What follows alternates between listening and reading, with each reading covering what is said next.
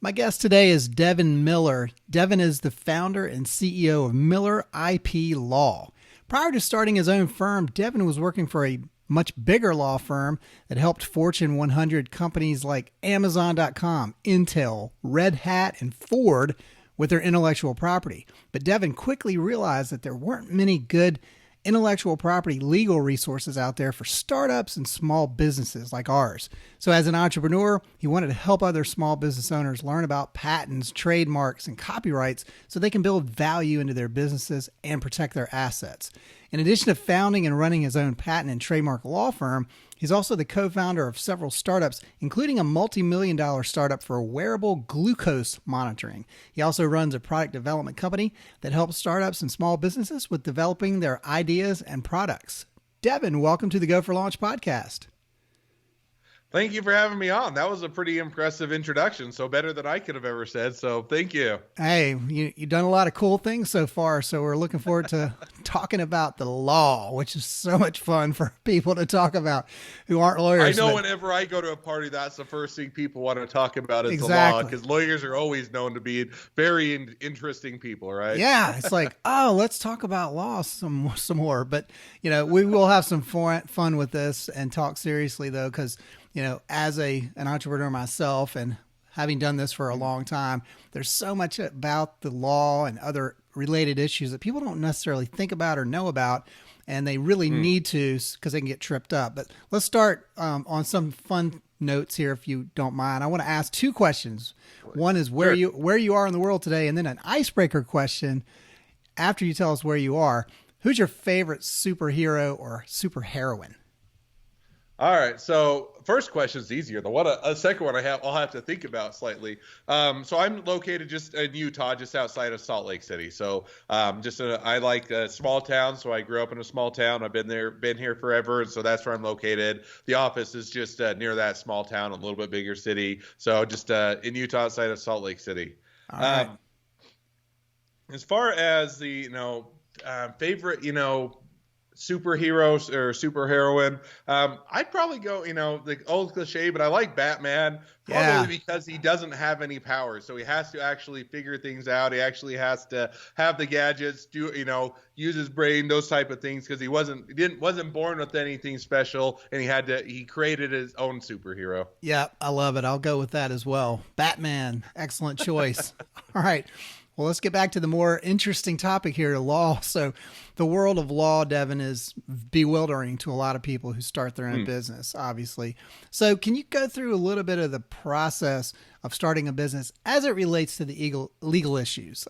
For example, is the first step that you deal with typically helping somebody just set up their corporate entity, for example, like an LLC or S Corp, or where do you start? Yeah, I mean, it depends on where they're at. So we have people that come in at various stages of process, depending on their experience levels, right? So some people have been doing business for a while and they already have an LLC. But if I were to say, let's say you have an idea, you want to just get started, you have an invention, you want to do a side hustle, then generally LLC is the first place you get started.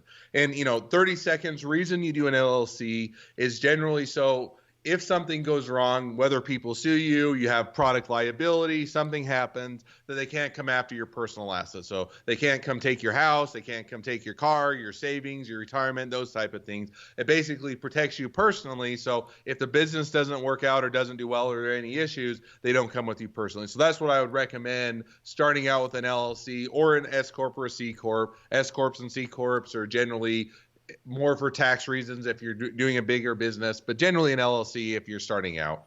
Yeah, definitely. And we'll talk too about the crossover, or I guess the synergy, if you will, between folks like yourself, lawyers, and other people like CPAs, and even people that sell insurance policies, which we'll get to in a little bit. But talk to us more about, next steps. You mentioned things like intellectual property, which is your strong suit. Talk about that concept.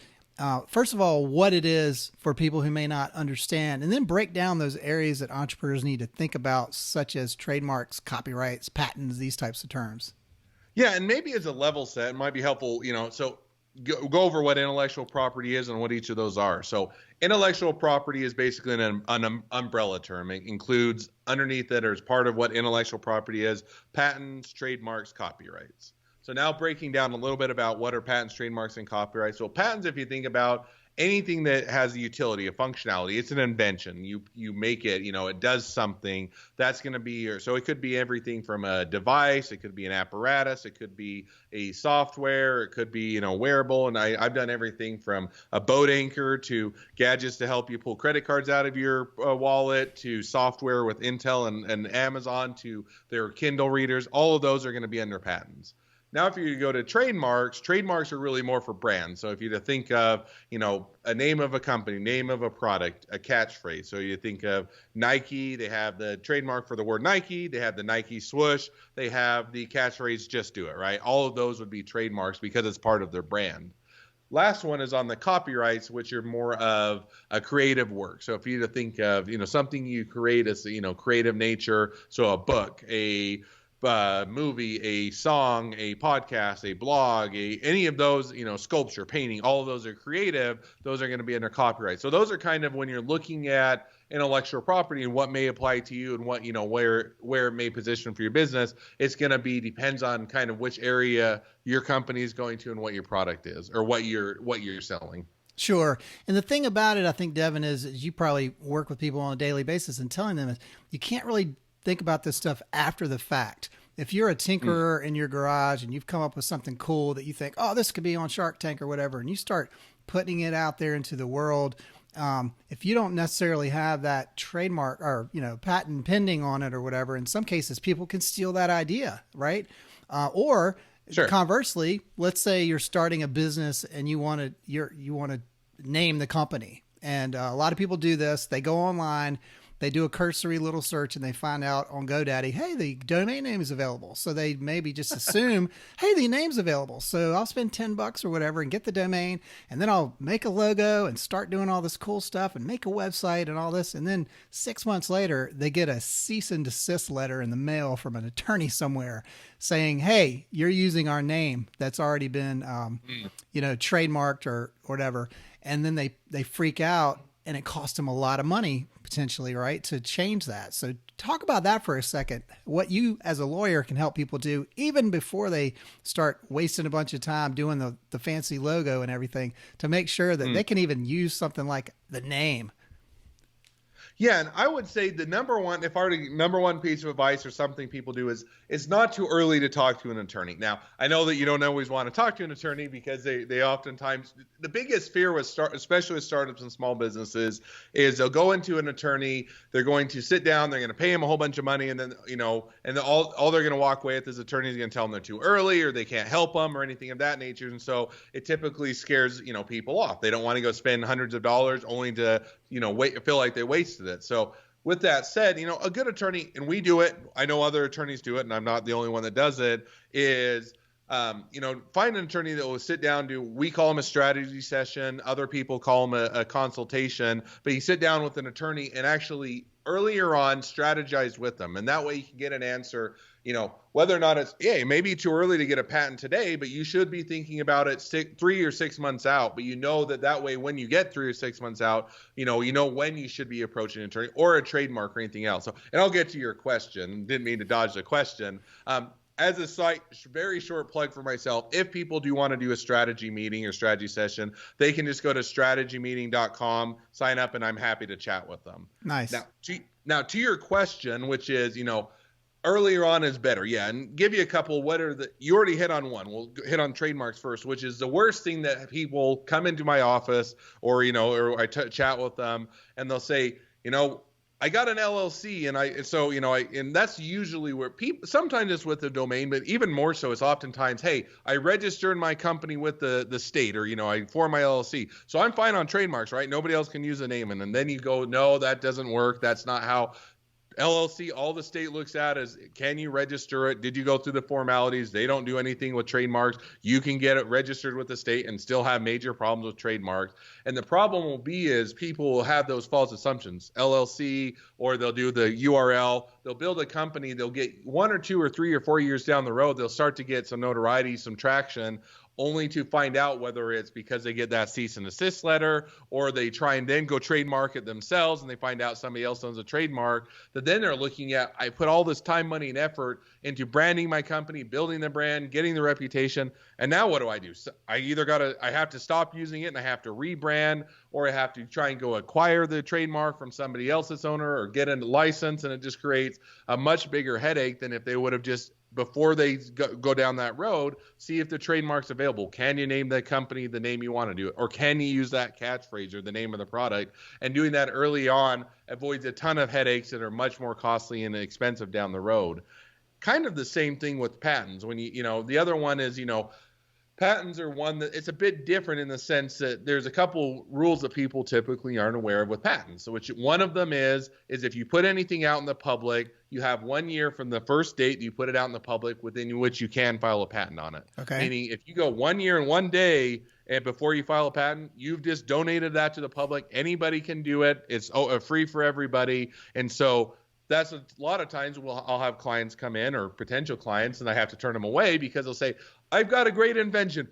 We've been selling it for a couple of years, and now we finally have the money in order to go patent it. And I say, so you saying, yeah, we've been selling. So I'll ask them, how long have you been selling it? Oh, 2 or 3 years. And say, well, that is awesome. You have an invention. Good that you have a good business. I'm not able to help you because you've now missed a 1 year window and you're not able to get a patent on it. So usually, multiple examples, but there's always easier to go talk with an attorney, talk to the patent or trademark attorney earlier on, know what dates to be aware of and when you should get going. Yeah, all that is great advice. And one of the things, Devin, I like about your website in particular is you're real upfront with some pricing. So give us a general idea. Like, let's say I were starting a business, and on the naming issue, I want to check to make sure that the name is good before I go, like you said, register an LLC, start making business cards and doing all this stuff. And then come to find out, oh my God, somebody else has the same name or something so similar somewhere, even somewhere else. You could be in Utah or whatever, but if there's another go for launch, web design firm or whatever, I might be screwed. So what would it cost me to hire you to do that kind of initial search to say, hey, there's some red flags here, or you're good to go? Sure. Yeah. And just to give you a heads up, I don't remember when this will air, but we are increasing our prices slightly for 2021. So if right. The ones that you saw on the website, they'll be adjusted slightly. But sure. One side note, we do all flat fees, and I'll hit on that. Is the reason that we did that is because, as you mentioned kind of in the intro, I worked with some big companies, top 100 law firms, worked with big clients, and they focus on the big clients. But the gripe was always for startups and small businesses. What was hard is it always felt like it was an open-ended check, right? They never knew exactly what this was going to cost them. It was always more expensive than what they were originally estimated, and it was kind of, how do we even budget as a startup or small business to know what this will cost? So one of the things that we did is, make the pricing straightforward, do flat fees, and that includes everything you need to, as an example, prepare and file a trademark or a patent application. So you know what this is going to cost you on the front end, you can budget for it, and you can understand it. As far as you're looking at some relative costs, for ours, I'll quote our prices just because, different firms vary. If you're looking for a patent or a trademark search, which is kind of the thing you hit on, that is kind of a search. It's not a guarantee because it's hard to guarantee anything within the legal field, but it does go out and we look and see what other trademarks are being used, how they're being used, what is the likelihood that you're going to have an issue and or that you can get a trademark. And if you're to do that, flat fee is $500. Similar on a patent search, if you're to do and say, hey, we want to know what the landscape is, what's out there, what others are doing, and kind of, get an idea, is this patentable? Has somebody else already invented it? Should we invest a lot of time, money, and resources into an invention that we can't even get, patent on something we can't even get? That one's going to be $850. So that kind of gives you an idea. Okay. If you're to go to a trademark application, I'll give you a couple of prices, then I'll shut up and let you talk. Trademark application is $850. Prepare and file a trademark application. Patent application, if you know what the difference is, provisional is is $2,000, non-provisional is $6,000. Copyright registration is $400. Okay. So those are kind of gives you a level set of, we try and set it so it's easy to understand, a competitive price. We try and make it approachable. When I set up my firm, it was really how can we reduce the cost while giving the same level of service I did when I was working for the big clients at the big firms. And so it was really looking at what can we cut out, how can we make it more competitive. Got it. Now, most of the prices you just said there, Devin, are fairly reasonable. 500 to $1,000 in most cases, except for a couple I heard that get into more of the patent issue, right? The higher severity or complexity or whatever, I guess, goes up. And when you see Shark Tank or something, and they're like, we got a provisional patent pending or whatever, that's where it gets into several $1,000s, I would assume, right? Or more, to really lock that in. But, that's the thing is people will, again, make huge mistakes if they just try to do this Googling themselves. If they don't have access to the types of databases you would have as an attorney, and also the know-how, what you're looking for, to look for those, issues that could crop up. So important. I mean, I've had examples. There was a restaurant in our area many years ago that, came out and it was a burger joint and they had this cool name. And then a couple of years later, all of a sudden you see the headlines saying so-and-so has been sued for trademark infringement and they have to change their name. How painful is that? Because they had already had several locations. They had the signage, they had the menus, everything, right? Down to the invoices, whatever the stuff they had imprinted their logo and name on, not to mention the consumer, right? So they had to change all of that.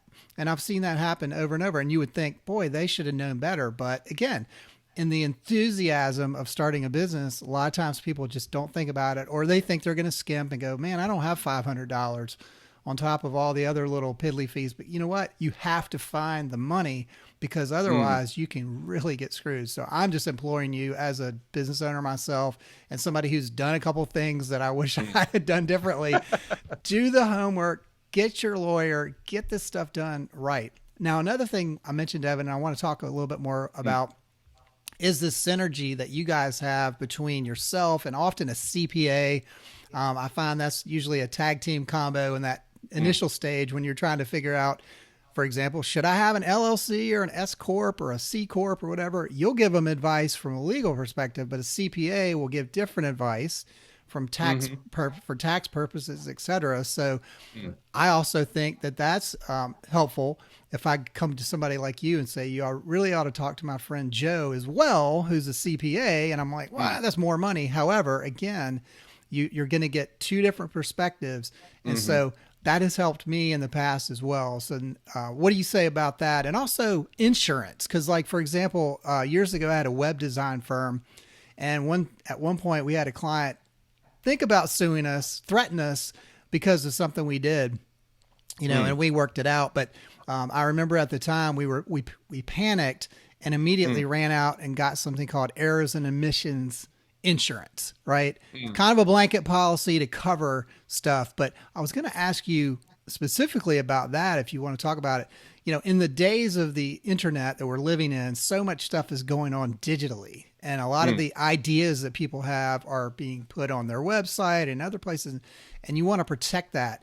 Also, if you're working with a client, like if you're working with me or I'm doing something for you, if I do a brochure or if I do a logo and you claim it harms your business because it didn't work, it didn't meet your expectations for whatever reason, and you try to sue me, I need to have protection. So do you ever get into those issues with in terms of insurance, for example, like the kind I mentioned? So I'll tackle the first question and jump to insurance and see if I can hit all of those topics. So I think that, first of all, I always joke, but attorneys may give you great legal advice and they give you horrible business advice. I wouldn't go to an attorney generally go to an attorney for business advice. Now, I put myself in a slight, always an exception to the rule in the sense that I've done startups, I've done my own small businesses in addition to my law firm. And so I feel like I can offer a bit more of that perspective, not just because I've gone through and done it myself multiple times. I've grown businesses to 7- and 8-figure companies, but generally I wouldn't go to an attorney for business advice. I would go to them for legal advice. This is how you protect it. This is how you want to make sure that you get the agreements in place, insurance and those things. But then to your point, if you don't go to an attorney, patent attorney for tax advice generally, because they're not going to give you that perspective of what's best for your business because they don't study that. They're not expert in it. And so I think that to your point, having that CPA, having the product development, don't go to your attorney to develop your product because they're going to help you protect what you already developed, but you want to go to a manufacturer, product developer, something that, or if you can do it on your own, if you know how to generate your product or software and you can code or that, do those things, but go to the experts that are in the different areas. And I think you hit on, it's easy to skimp, and I get it.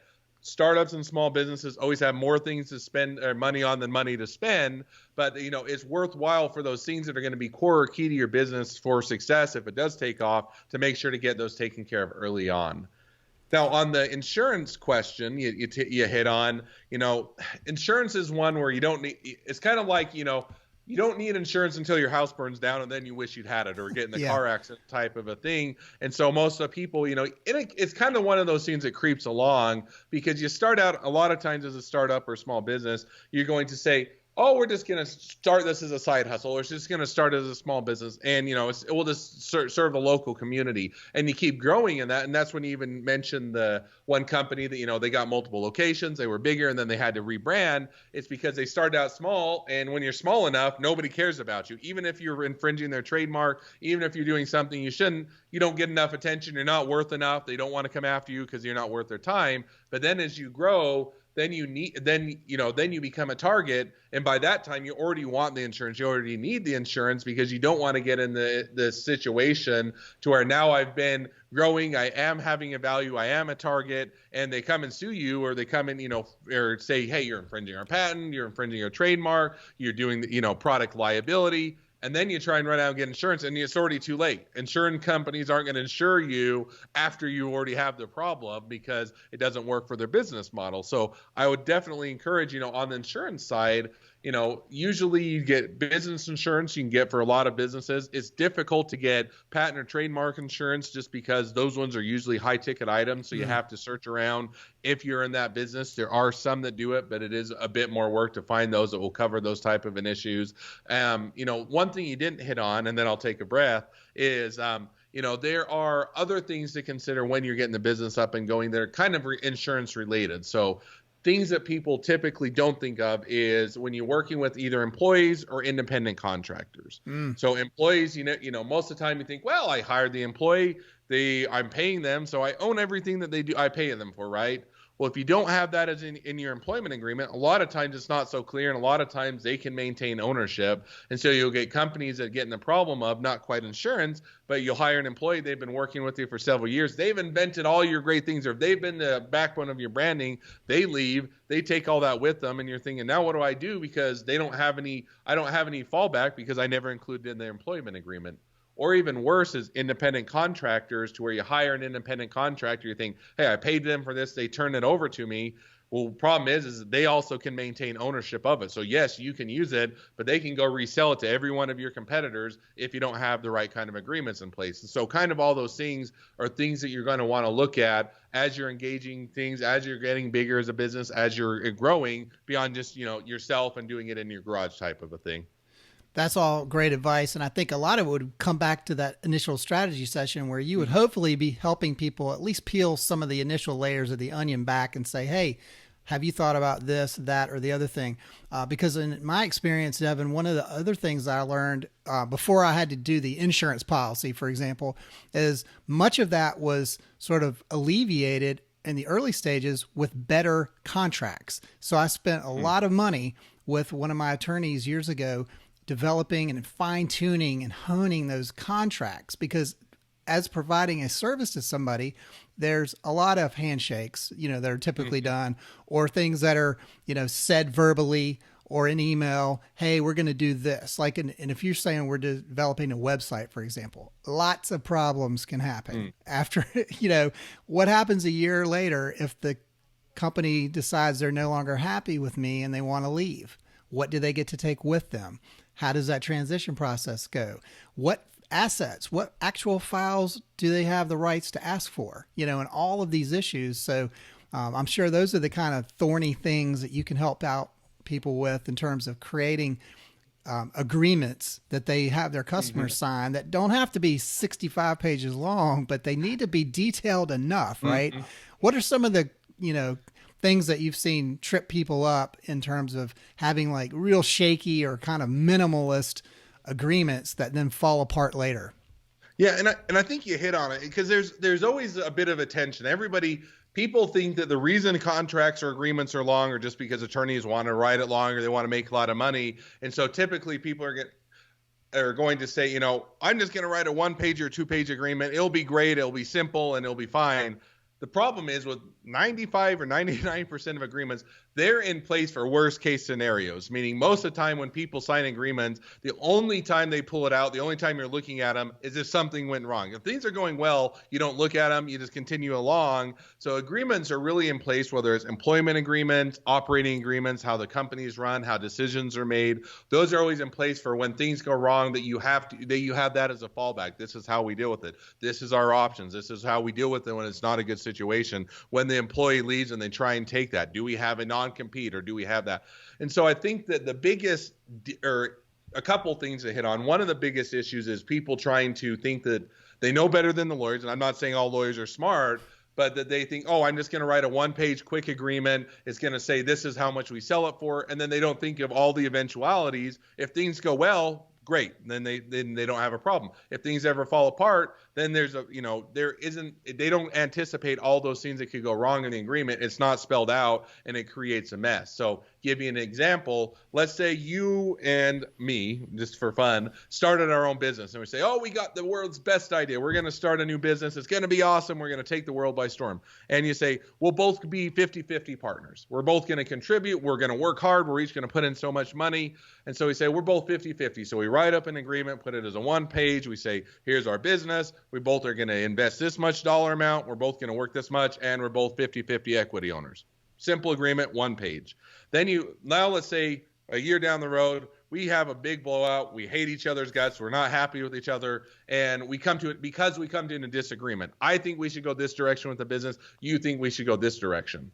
Well, how do we resolve that? We're both 50-50. We both get the same amount of votes. And now we can't figure it out because there isn't a tiebreaker. There isn't any votes. And so now you got a problem because you wanted to keep it simple. You didn't anticipate, what about if we don't agree? What about if there's not a tiebreaker? What about if you, heaven forbid, were to die tomorrow? And now what happens? Did your spouse or wife or your kids get it? Does your uncle get it? And now you've got somebody in the business that you don't even know, but now they're your new business partner because you didn't anticipate how you deal with that. So there's a lot of things. I think the biggest catch up is people think, I don't want a complicated legal document, so I'm just going to make it simple, 1 or 2 pages. And while I get that, and I get why you'd want to do it because you just want to understand what it says, you need to also anticipate the less foreseen eventualities that are if something goes wrong, how you deal with those. Yeah, that's the not fun part of starting a business and running a business. However, I've been there and done that in most of the stuff that you just mentioned. I've had partnership agreements in place when stuff blew up, and thankfully that saved a lot of headaches. I've also had I had a friend got killed in a car wreck years ago who had a business partner. They didn't have any kind of a written agreement. They had been doing this business together for years as friends. And to your point, Devin, all of a sudden the spouses were dealing with how does the business continue? Who's the owners now and who's doing what? Really messy situation. So again, unfortunate, but people need to think about and ask a lot of those what if questions. And another thing you said was interesting. Lawyers don't know everything. Business people don't know everything either, but together what I have found is you can both learn as you go. And I had a good attorney years ago, again, wrote a bunch of agreements, and I would read these as a layperson without a law degree and often say, hey, what about this? Like, I'm not sure if I read this correctly, but what if this happens? And he might say, oh, you know what? Technically you're right. It doesn't actually say that. So maybe we need to reword it slightly to add another eventuality or possibility or whatever, So that's the other thing. Don't be scared to push back with your attorney, or at least, have those constructive conversations and make sure you understand, is it covering your needs? And any legal document obviously can be updated. Again, if it's an agreement, you start with the 2-3 page one, it maybe balloon to 10, 12 pages at some point, but as it's going, you better darn well know that you're adding stuff in there that is going to protect your bacon when the stuff hits the fan, because that's what you need. And that's why these things are so important. So what if, no, and I completely agree.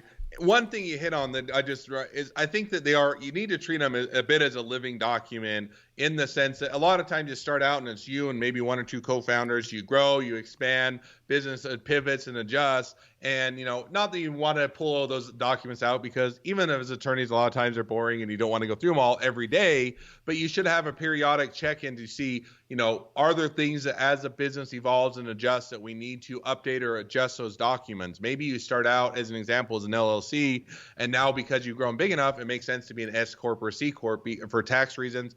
Or let's say you're taking on investor dollars and you now have venture capital, angel investors. Maybe it makes sense to shift to an LLC or from an LLC to an S Corp so that you can do shares as opposed to equity ownership. And I think that you hit on it, is a good point is, treat them as living documents, periodically review them. And then to your point, I think that you can get, if you have a good group of mentors or people around you that you don't know, nobody knows it, but you can get enough to, between all of them to really cover your bases as well. Last thing, I think you kind of hit on it, but I think that, the temptation is that everything and therefore as an entrepreneur, as a startup, you think you know everything or you know enough, and it's much better to build a team and have those people around you as opposed to any given individual. Yeah, definitely. Well, we've been getting a ton of great advice from you, Devin. Thank you so much. Remind everybody who's listening, where can they go to learn more about you, your business, and also take advantage of that free strategy session? Yeah, so I'll give them a couple ways to reach out to me. It's the free strategy session or free strategy meeting. You just go to strategymeeting.com, all one word, and you can grab a day and time on my calendar. It links to my calendar. We can have a time to chat. We can go through what you're doing, talk about, strategize what you may want to think about or what you haven't thought of. It's all free. And so that one's an easy way. So strategymeeting.com. If they want to learn just more about the law firm in general, you mentioned the flat fees, the pricing, learn more. We have a ton of resources just to learn more about the process, things to consider, how to tackle things and everything else. They can just go to our main website, which is lawwithmiller.com. Again, all one word, and they can find out more about that. So those are a couple great ways to reach out. Excellent. Well, we're recording this in early January. It'll be out January 19th, 2021. So if you're listening to this far past that date, make sure you go back to that website, check the current pricing. So it probably will change next year too. But Devin, thanks so much. Any parting words of advice for people, starting a business, things they need to think about before they take that big leap? I think that I work with a ton of startups and small business. The biggest thing I always hear from them is, I wish I'd got started earlier. I wish I just dived in. And so I think if I were to look is, if you're either getting started or you're wanting to get started or you have an idea, take the leap, and you may find out not everybody is an entrepreneur. Not everybody loves startups or small businesses, but you don't want to have that hanging out. You don't want to always wish that you had done or pursued something or done something, and vice versa. You also don't want to wait 5 years to get going. Find out you love it. It's your passion. It's what you want to do, and waste those 5 years. So my biggest thing is probably just get going, figure out a way to get started, even if it's small, and you'll very seldom if ever regret that. Excellent advice. Well, thanks again, Devin, for being a guest on the Go for Launch podcast, and have a great 2021. All right. My pleasure. Thanks for having me.